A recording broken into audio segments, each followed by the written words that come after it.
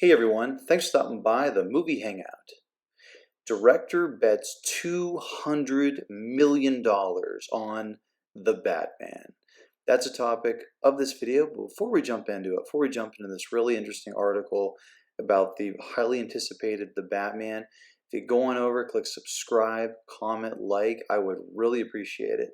Okay, so this right here, this is a really cool picture. I gotta say, if you're gonna take a cool picture, this is it. There's a lot of directors out there that they like to be behind the scenes. They don't want to be seen like ever. There's writers out there that don't ever want to be seen. The Coen brothers are notorious for that. They'll like put a piece of paper up in front of their face when they get their picture taken, which is kind of funny. But there's directors like Quentin Tarantino, Steven Spielberg, Christopher Nolan, and this guy right here is Matt Reeves. Matt Reeves is the director of The Batman. And first thing that I notice about this guy, doesn't he look like Commissioner Gordon? I mean, I think he looks more like Commissioner Gordon than Jeffrey Wright, who is playing Commissioner Gordon in the Batman movie. But I don't know. That's what I noticed. Matt Reeves right here, he's definitely channeling Commissioner Gordon from the Christopher Nolan trilogy, as well as the Batman, the animated series from the early 90s. But it's an interesting look. It's a really cool picture, cool lighting. So this is from Variety.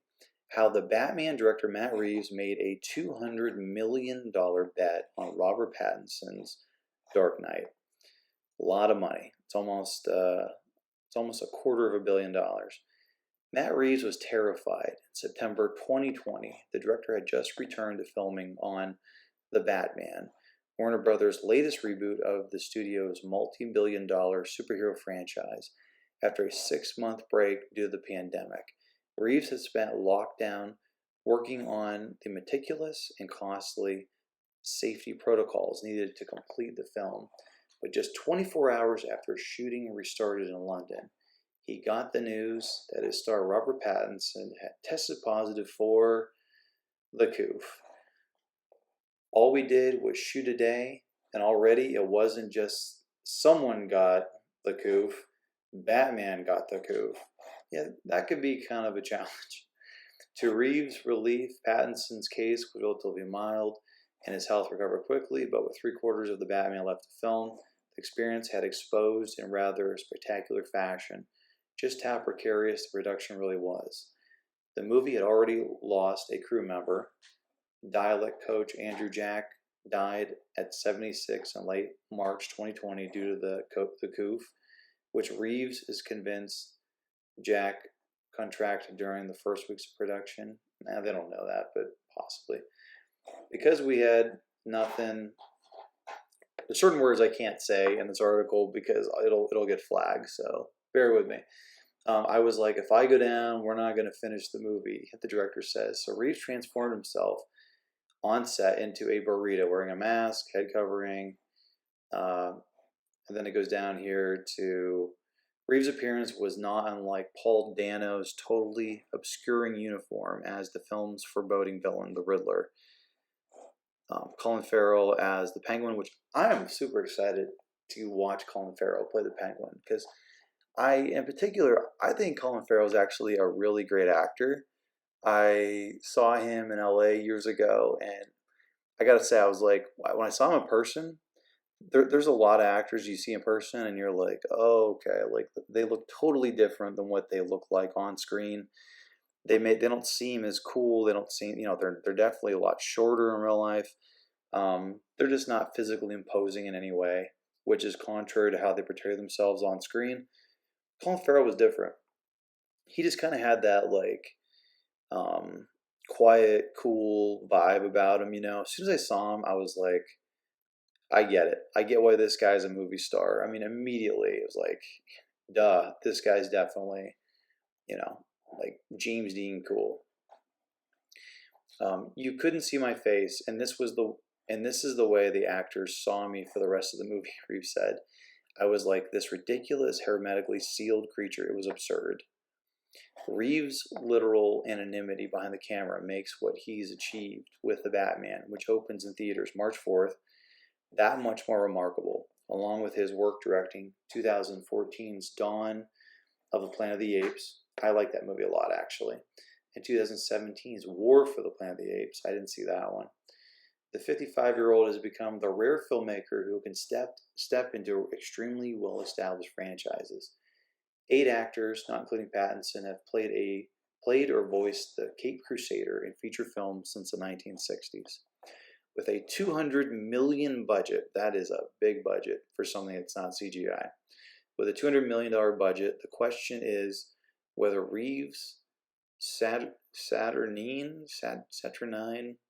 how the heck do you pronounce that? That's Saturn and the 9. Saturnine. I'm going to say Saturnine. Fragile. Saturnine. Crime epic will follow in the blockbuster footsteps of Spider-Man No Way Home, or faceplant like the Batman film starring George Clooney and to a lesser extent Ben Affleck. Those Bruce Waynes, however, didn't headline a film 2 years into a pandemic with movie theaters on life support. Oh, and by the way, I might do a video on AMC and what they're doing about this movie. Long story short, AMC is charging people more to go see this particular movie than the other movies. Yeah, crazy. Why they would be doing that after fans rallied around them and around their stock, I have no idea, but they're doing that. I might do a video on that soon because that's nuts. Quote, I think he has a really good understanding of fear, Pattinson says. I think a lot of people try to BS themselves that they're not afraid of anything, but Matt really acknowledges things that have scared him in his life and things that scare him presently and can project those into his movies. In this iteration, Batman has been reinvented through Reeves' lens to grapple with so many today's horrors: profound disillusionment with institutions of power, how great wealth is a corrosive force, the specter of incel terrorists organizing via social media. Okay, I don't know. Maybe this won't be good because this is going super political, but at its center, it's a young man desperate to create order, yet again inside this scarring turmoil of a traumatic childhood. It is a deeply personal story for Reeves. Writ large in a nearly 3-hour comic book movie about a billionaire scion who dresses like a bat to pummel criminals in the dead of the night. You know, I kind of dig that it's going to be like 3 hours long because, you know, in like the late 80s, 90s, there were a lot of studio films that were 2 hours to 2.5 hours long because people just kind of like expected it. You know, they accepted that. To do a big movie in 90 minutes, an hour and a half, it's really difficult. Usually kids' movies are 90 minutes long because, you know, little kids, they don't have as big of attention span. But then studios started going more towards having everything dumbed down from rated R down to PG-13 to try to get kids. And then they cut the runtime because they're like, well, if we're going to market to kids and adults, we're going to go more towards the kids. And the adults are just going to put up with it. And it went down from 2.5 hours to 2 hours to an hour and a half. So I kind of like how he's really letting the story breathe, if you want to call it that, you know. We're really going to get to know the characters and see this Gotham City world, which I think is interesting. And I like, because, gosh, if you're paying money and you're just sitting there in a theater, you want a decent show. His vigilantism is like filmmaking to me, Reeves said. The thing about being a kid is you feel so helpless. I felt so out of control in so many ways. Playing director with his 8mm camera as a child, he says, was a beginning of trying to get some agency. And I think that for a kid, the image of Batman is that idea. And it goes on and it says, at once voluble and disarmingly candid, Reeves readily displays a looseness and affability during this February interview with Variety that belies an upbringing in LA that he calls frightening and utter chaos. That's true. LA is chaos. Even his memories of watching the movie that sparked his interest in directing Raging Bull Martin Scorsese's searing biopic of the brutish and domineering boxer Jake LaMotta was Fry. And here is a picture of Reeves directing, Robert Pattinson here. You know, this movie might be a great film. I gotta say, I really do not like this batsuit. I mean, it just does not look cool at all. I'm sure it might be easier to move around in than the Michael Keaton one from Batman and Batman Returns, but I don't know, it might even be easier to move around in than Ben Affleck's, but I think Ben Affleck's hands down is the coolest.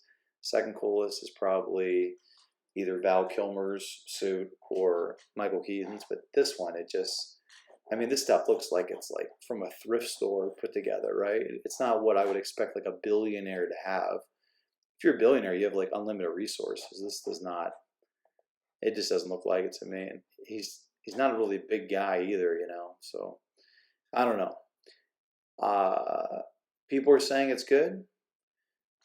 I haven't really seen any negative or super negative reviews. There's some little criticisms here and there. That's to be expected, but I don't know. It looks like this could be the real deal. It could be a great film. So how did Reeves get a giant superhero movie work for him? He's very methodical, Pattinson says. He does a lot of takes. That kind of sounds like director David Fincher, who did Seven and done a bunch of films, Zodiac Killer. He does the social, what is it? The Facebook movie. He does like a crazy amount of takes, like 50 takes. He does a lot of takes. At first, you obviously think you're doing something wrong, but once you realize his rhythm, he's editing the entire movie, every single take. He doesn't do an enormous amount of coverage, very specific angles, but a lot of takes. Interesting. So my initial reaction to the trailer of the Batman was that it looked like the movie Seven, and it looked like the movie The Zodiac Killer, or The Girl with the Dragon Tattoo. And I guess that would make sense because David Fincher and from what it sounds like Matt Reeves have a similar directing style. They do a crazy amount of takes. That way, the actors pretty much just toss out the window everything that they initially prepared and all the choices they initially made, and it becomes a little more organic. But we will see. Let me know, are you going to go see the Batman in theaters, or are you going to wait until it is available through streaming? Or are you going to be super old school and pick up the Blu-ray or DVD? Comment below, let me know. And as always, if you want to get future rants, reviews, or original content, click subscribe. Later.